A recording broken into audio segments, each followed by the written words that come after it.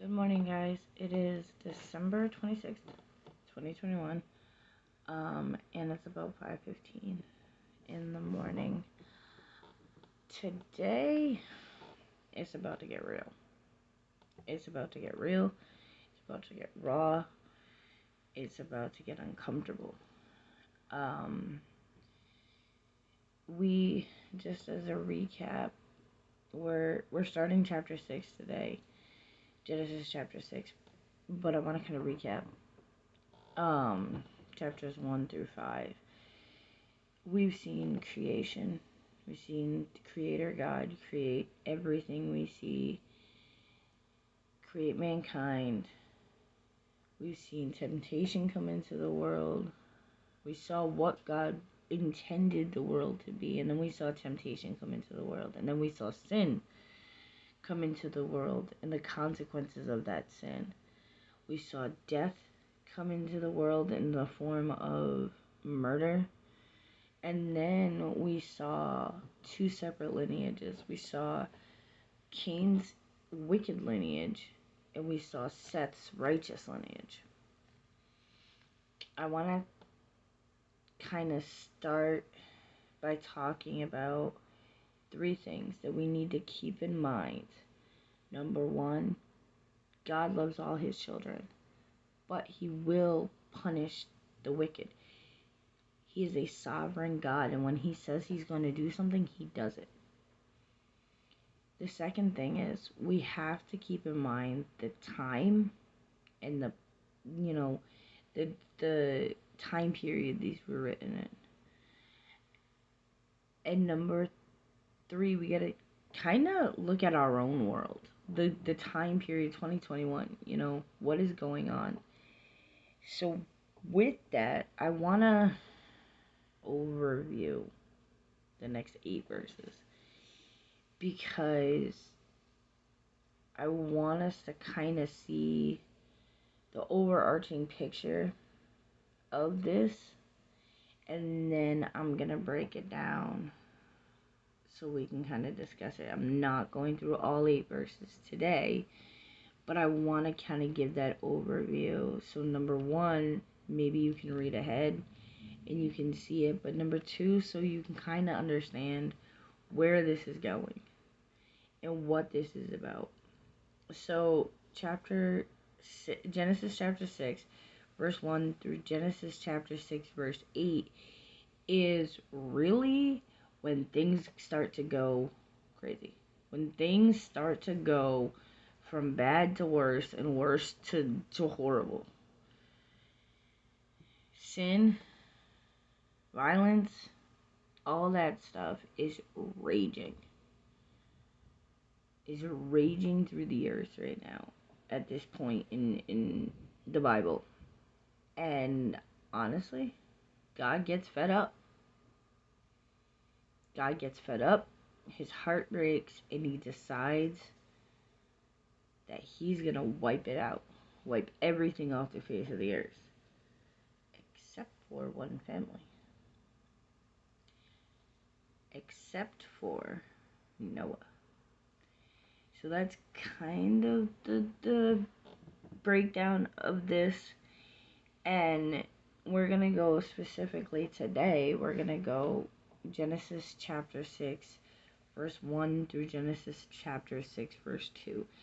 And there's going to be a lot of language here that's going to kind of hit some sore spots.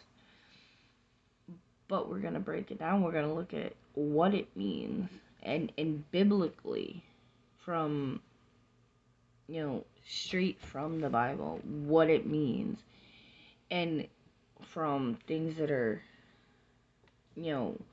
chapters that are behind us, what we've already read, and then chapters that are kind of ahead of us. So I'm going to read it, and we're going to talk about it. Chapter 6, verse 1. Then the people began to multiply on the earth, and daughters were born to them. Verse 2. The sons of God saw the beautiful women and took any they wanted as their wives.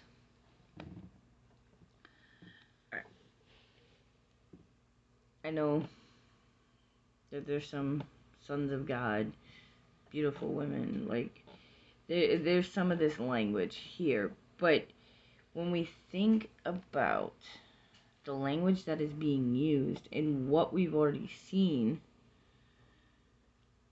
in the verses that we've already read from chapter 1 to chapter 5,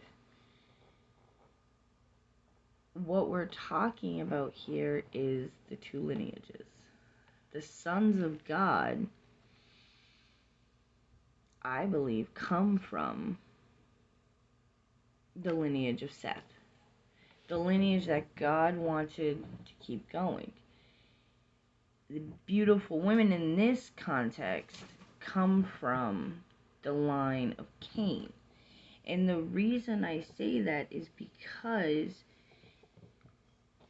when it talks about it, you can see the distinction. You can see where it's saying that they took them as their wives. So there's a reason this is here. There's a reason that God is pointing this out.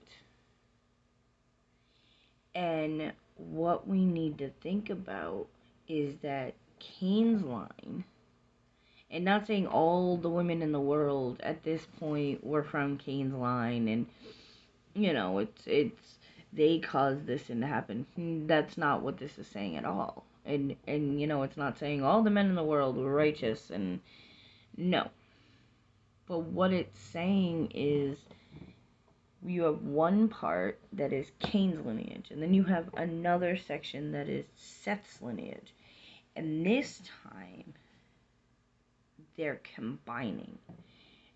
The lineages are being put together. And that's the problem. That's where the problem is starting. So when it's pointing out this distinction, it's not focusing on the fact that it's women. It's not focusing on the fact that men are, different. You know what I mean? It's not focusing on men and women specifically. It's focusing on the combination of the two lineages. Instead of Seth's lineage staying with, Seth's line, and Cain staying with Cain's, they're combining, and it's not gonna turn out well. How I want to focus these verses on today is, do you see the chaos that we live in? Do you see the brokenness, the wickedness that's all around us? And that you may be sitting there going, but is there any hope? There is hope. The whole Bible points to Jesus. And I said sometimes it would seem easy to find it, sometimes it would be hard. And this is one of those moments where it's kind of hard to see how this points to Jesus, how this gives us hope. But it does, because even when the wickedness happens, this is a warning. And in a warning, there's hope. Because God wouldn't have put this in the Bible if He wanted it to be perfect. If He wanted us to not know, He wouldn't have put it in the Bible. He wants us to know. This is a warning. This is what can happen, and this is kind of what is happening. The world is crazy right now. You turn on the news and all you see is constant chaos. And that's what these verses are going to be pointing out to us, is the constant chaos. This is nothing new. But it's how we approach it. Instead of